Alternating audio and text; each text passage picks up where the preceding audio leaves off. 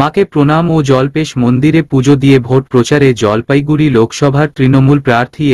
এবারে জলপাইগুড়ি লোকসভা কেন্দ্রের তৃণমূল কংগ্রেস প্রার্থী হলেন অধ্যাপক নির্মল চন্দ্র রায়। বুধবার তিনি তার মাকে প্রণাম করে মায়ের আশীর্বাদ নিয়ে জলপেশ মন্দিরে পুজো দিতে যান। উত্তর পূর্ব ভারতের অন্যতম শৈবতীর্থ হল জলপেশ মন্দির। সেখানে এদিন পুজো দেন তৃণমূল কংগ্রেস প্রার্থী ও কর্মী সমর্থকেরা। পুজো দেওয়ার পর জলপেশ মেলার মাঠে গিয়ে জনসংযোগ সারেন প্রার্থী। মেলায় আসা দোকানদার এবং মেলায় উপস্থিত সাধারণ মানুষের সঙ্গে হাত মেলান তিনি। আর জলপেশ মন্দিরে পুজো দেওয়ার পর এদিন থেকেই আনুষ্ঠানিকভাবে ভোটের প্রচারে নেমে পড়েন নির্মলবাবু। জলপেশ মন্দিরের সামনে সাংবাদিকদের সঙ্গে কথা বলতে গিয়ে তৃণমূল কংগ্রেস প্রার্থী অধ্যাপক নির্মল চন্দ্র রায় বলেন, দল আমার উপর ভরসা করায় আমি দলনেত্রী ও অভিষেক বন্দ্যোপাধ্যায়কে কৃতজ্ঞতা জানাই। জয়ের ব্যাপারে আমি আশাবাদী। ফাল্গুন মাসে কুম্ভ রাশি স্থিতে স্থাপনে ভূপ্রদেশে আপনার নাম পুত্র বল কৃপা নিবৃত্তি কাম না ভিতরে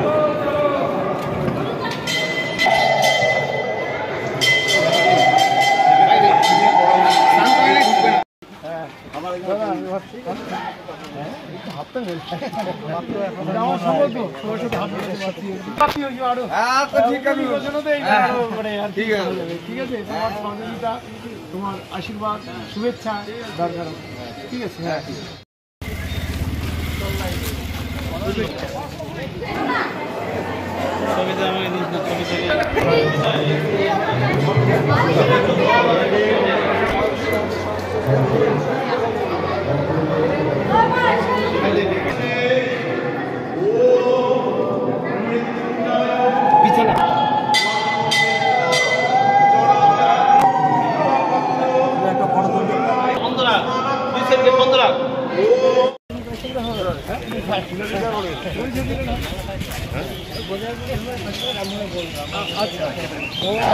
দল আমার উপরে ভীষণভাবে আস্থা রেখেছে। আর সেই জন্য আমি দলের প্রতি আমাদের মাননীয় সভানেত্রী আছেন সর্বভারতীয় এবং আমাদের পশ্চিমবাংলার মুখ্যমন্ত্রী মাননীয় মমতা ব্যানার্জির কাছে এবং আমাদের সর্বভারতীয় যে সাধারণ সম্পাদক রয়েছেন অভিষেক ব্যানার্জির কাছে, সর্বোপরি দলের কাছে আমি খুব কৃতজ্ঞ। আমার খুব ভালো লাগছে যে আমার উপর দল এত বড় একটা দায়িত্ব দিচ্ছে এবং আস্থা রেখেছে। আজকে কি করলেন? আজকে এখানে এসে আমি বাবা জলপেশের পুজো দিলাম।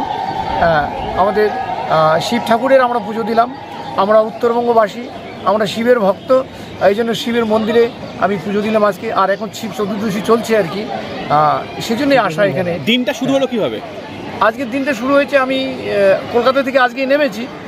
নামার পরে ওই ছোট্ট একটা অনুষ্ঠান ছিল। আমাদের ধূপগুড়ির একটি ছেলে, রাজ্য যে প্রাথমিক বিদ্যালয়ের একটি ছেলে, রাজ্য যে খেলা প্রতিযোগিতা হয়েছিল সেখানে ভালো ফল করেছে। ও রানে ও দ্বিতীয় হয়েছিল এবং হাই জাম্পে তৃতীয় হয়েছিল। সেটাও আমাদের ধূপগুড়ি গর্ব ছিল। ওরা একটা র্যালি করেছিল, র্যালিতে অংশগ্রহণ করে আমি আমার গ্রামের বাড়িতে যাই।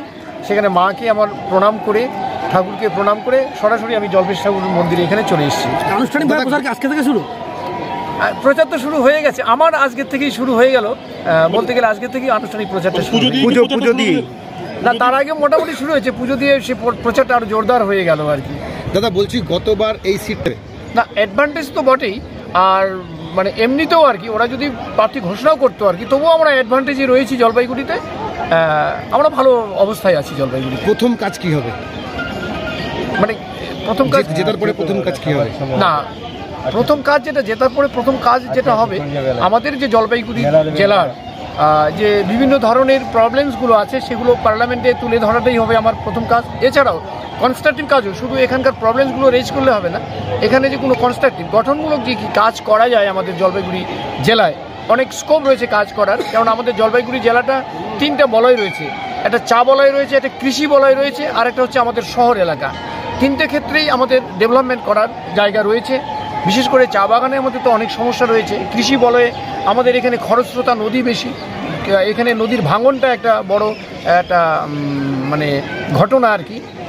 এছাড়াও আর কি এখানকার যে কালচার আমাদের জলপাইগুড়ি, এখানে আপনারা হয়তো জানেন কি না, আমি যতটুকু জানি আমাদের এই জলপাইগুড়ি ডিস্ট্রিক্টে 151টা কিন্তু ভাষা রয়েছে আর কি। তার মানে 151টা জাতি জনজাতি রয়েছে আর কি। এই যে একটা সুন্দর আর মিনিয়েচার অফ ইন্ডিয়া বলা যায় জলপাইগুড়িতে। সুতরাং এই যে নানান সাংস্কৃতিক যে দিকগুলো রয়েছে সেগুলোকে ডেভেলপ করা, এখানে আমাদের অনেক ঐতিহ্যশালী যেমন জলপেশ মন্দির থেকে শুরু করে কুচবিহার রাজপুর অনেক ঐতিহ্য মণ্ডিত আমাদের এখানে বিল্ডিংস রয়েছে, সেগুলোকে হেরিটেজ করা, সেগুলো অনেকগুলো কাজ করার স্কোপ আছে।